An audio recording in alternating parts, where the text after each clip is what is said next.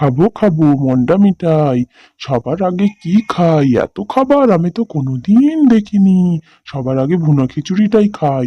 না, দরকার নেই, চিকেন লেগ পিসটাই আগে খাই। এই কি ব্যাপার গো, তোমার বাইরে থেকে শুনতে পাচ্ছি তুমি ভুনা খিচুড়ি চিকেন লেগ পিস এইসব করছো ঘুমের ঘোরে। তুমি এবার উঠে বসো তো দেখি, তোমাকে নিয়ে আর পারি না। ঘুমের ঘোরে উল্টো পাল্টা স্বপ্ন। দিলে তো গিন্নি আমার ঘুমটা ভাঙিয়ে। কি সুন্দর স্বপ্ন দেখছিলাম, স্বপ্নে যেন মন্ডা মিঠাই এসব খাচ্ছিলাম। তোমার জন্য স্বপ্নটা আমার ভেঙে গেল। আরে, মন্ডা মিঠাই খেলে হবে? বাড়িতে দেখি নুন ভাত জোটানেরই পয়সা নেই, আর তুমি মন্ডা মিঠাইয়ের কথা ভাবছো? আগে যাও, গিয়ে একটা কাজের ব্যবস্থা করো। কদিন আগে জমিদারের বাড়ি কাজ করলে, কিন্তু সে পয়সাও তো তুমি আনলে না। সেই পয়সাটাও যদি থাকতো তাহলে কিছুদিন চলেই যেত। না গিন্নি, তুমি ঠিক বলেছো।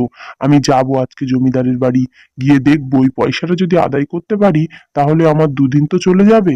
হ্যাঁ, আর একটা নতুন কাজের সন্ধানও খুঁজো। টাকারও তো প্রয়োজন, মেয়েটা বড় হচ্ছে, স্কুলে যাচ্ছে, ওরও তো পয়সার প্রয়োজন।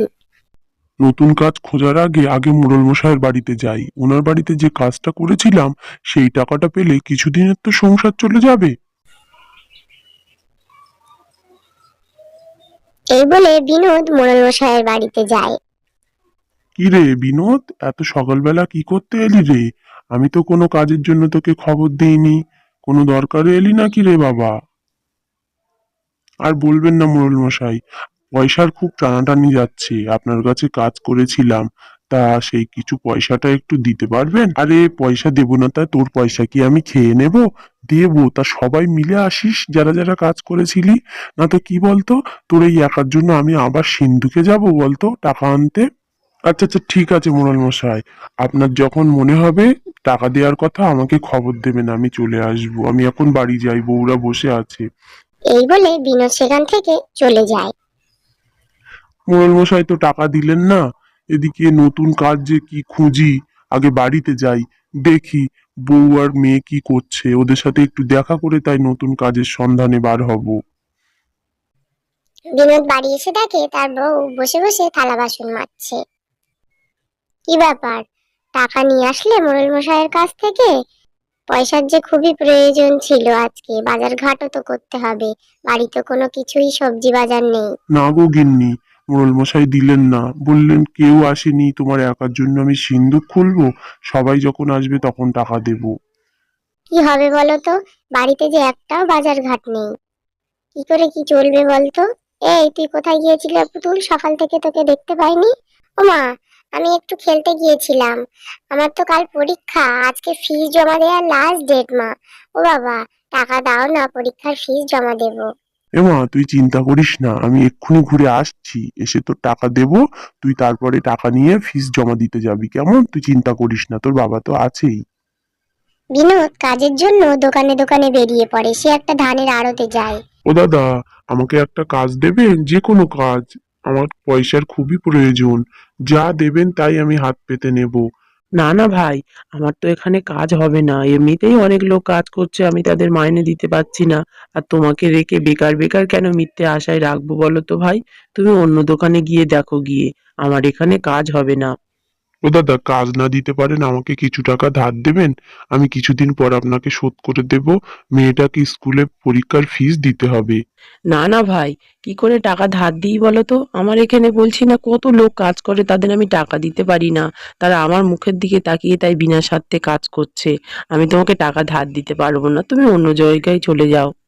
বিনোদ এবার একটা ভাতের হোটেলের মালিকের কাছে যায়, সেখানে কাজের সন্ধানের জন্য। ও দাদা, আমাকে একটা কাজ দিতে পারবেন আপনার হোটেলে? আমি সব রকমের কাজ করতে পারি, আমার আসলে টাকার খুব প্রয়োজন ছিল। না ভাই, আমার এখানে খুব একটা কাস্টমার আসে না ভাই, আমি তেমন বেশি লোক রেখে কি করব বলো তো? আমার এখানে কাজ নেই ভাই, তুমি অন্য কোথাও দেখতে পারো। আমার পয়সার খুবই প্রয়োজন, দিন না যে কোনো একটা কাজ আমাকে, যা দেবেন তাই করব। আরে ভাই বলছি তো এখানে কোনো কাজ নেই, যা দেবে তাই করব। আমার তাই লোক আসে না, আমি তাই কি কাজ করি, বসে থাকি সারা দিন। এখানে কাজ হবে না, অন্য জায়গায় যাও। বিনোদ মনে খুব দুঃখ করে নদীর পাড়ে একটা বড় বট গাছ তলায় এসে বসে। হে ঈশ্বর, তুমি আমাকে একটা কাজের জোগাড় করলে না। আমি আমার মেয়েটাকে কথা দিয়ে আসলাম যে ওকে আমি স্কুলের পরীক্ষার ফিজ আজকে জমা দিতে নিয়ে যাব। এই বলে বিনোদ মাথায় হাত দিয়ে বসে আছে, তখন সেখানে একটা বুড়িমা আসে। এ খোকা, এখানে একটু আসবি রে খোকা। আমার নদীর পাড়ে আমার পুটলিটা পড়ে গেছে, আমি মেয়ের বাড়ি যাচ্ছিলাম, একটু পুটলিটা তুলে দে না রে খোকা। আমি তো ওই পুল্লি তুলতে গেলে এখন ভিজে যাব। আমি তো এখন ভিজতে চাই না, আমি ওই পুল্লি তুলে দেব না। ওই পুটলিতে অনেক কষ্ট করে জমিয়েছিলাম কিছু খুচরো পয়সা, মেয়ের বাড়ি নিয়ে যাচ্ছি, দে না আমাকে ওই পুটলিটা তুলে। আচ্ছা, এতবার করে বলছো যখন, চলো তুলে দিচ্ছি। তোমাকে নিয়ে আর পারি না গো মাসিমা। এই নাও মাসিমা, তোমার পুটলি নাও। আমি অনেক কষ্ট করে তাই নদীর পাড় থেকে তুলেছি। ঈশ্বর তোর মঙ্গল করুক, আর তুই না থাকলে এই পুটলিটা আমি তুলতেই পারতাম না, আর মেয়ের বাড়িও যাওয়া হতো না। ও মাসিমা, তোমার তো পুটলি তুলে দিলাম, আবার এখানে আসছো কেন? কি ও হলো? খোকা, আমার না খুব খিদে পেয়েছে, আমাকে কিছু একটু খেতে দিবি? তোর বাড়ি কোথায় রে? তোর বাড়িতে আমাকে একটু নিয়ে চল না। আমার বাড়ি এই পাশেই। তা আমার বাড়িতে কিন্তু খুব ভালো কিছু রান্না হয় না। তোমার খিদে পেয়েছে বলছো, তা চলো আমার সঙ্গে আমার বাড়িতে চলো। ও ঠাকুমা, তুমি আমার পিছন পিছন আস্তে আস্তে হেঁটে হেঁটে চলো। এই জঙ্গলটা পার হলেই আমার বাড়ি পড়বে। সাবধানে এসো গো। বেশি জোরে জোরে হাঁটলে আবার পড়ে যেও না যেন। এই খোকা, একটু দাঁড়া রে খোকা, আমি তো আর হাঁটতে পারছি না, আমার যে খুব কষ্ট হচ্ছে। ও ঠাকুমা, হাঁটতে পারছি না বললে কি করে হবে? আর তো একটুখানির পথ আছে। চলো তুমি আমার সাথে, ওই সামনেই আমার বাড়ি। না রে খোকা, তুই আমার কোলে করে নিয়ে চল, আমি আর হাঁটতে পারবো না, আমার যে খিদের জ্বালায় খুব কষ্ট হচ্ছে। এই বলে বিনোদ ঠাকুমাকে একটা ঝুড়ির ওপর বসিয়ে নিয়ে হেঁটে হেঁটে চললো। বিনোদ তার বাড়ি পৌঁছে গেল খানিক সময় পর, এবং ঠাকুমাকে নামিয়ে দিয়ে, এই যে গিন্নি, একটু বাইরে এসো তো। একটা অতিথি এসছে আমাদের বাড়িতে। ও মা, ইনি কে? এনাকে দেখে তো আমি ঠিক চিনতে পারলাম না। তোমার কেউ হয় নাকি চেনা পরিচিত? না না, ইনি একটা মাসিমা। এনার খুব খিদে পেয়েছে। এরা দুটো খাবারের ব্যবস্থা করো তো। আচ্ছা মাসিমা, আপনি ঘরে চলুন, আমি আপনার খাবারের ব্যবস্থা করে দিচ্ছি। হ্যাঁ হ্যাঁ, চলো চলো, ঘরে নিয়ে যাই ওনাকে। ও মাসিমা, আজকে আমাদের ওই খাবার হয়েছে, সকালের রুটি একটা বেঁচে ছিল তাই দিয়েছি, আর ভাত আর আলুর তরকারি করেছি, এর থেকে বেশি কিছু তো আর আমাদের বাড়িতে নেই। মা, এই ভালো, তোমরা খুশি মুখে আমাকে যা দিচ্ছ আমি তাতেই খুশি হয়েছি। এই বলে ওই বুড়ি ঠাকুমাটা খাবার সব খেয়ে নেয়, এবং কিছু সময় পরে তারা বাইরে আসে। ও মাসিমা, তুমি আজকে দুটো ভাত খেলে আমাদের বাড়িতে, তা তোমাকে ভালো কিছু দিতে পারলাম না গো। না না খোকা, যা দিয়েছিস আমি ওতেই খুশি, আমার বেশি ভালো লাগবে না। আর শোন, তোকে একটা কথা বলি, আমার এই হাতের পুডলিটা দেখছিস না, এই পুডলিটা আমি তোকেই দিয়ে গেলাম। এ কি বলছেন মাসিমা? আপনি তো ওই পুল্লিতে কিছু পয়সা জমিয়েছেন আপনার মেয়ের বাড়ি দেবেন বলে।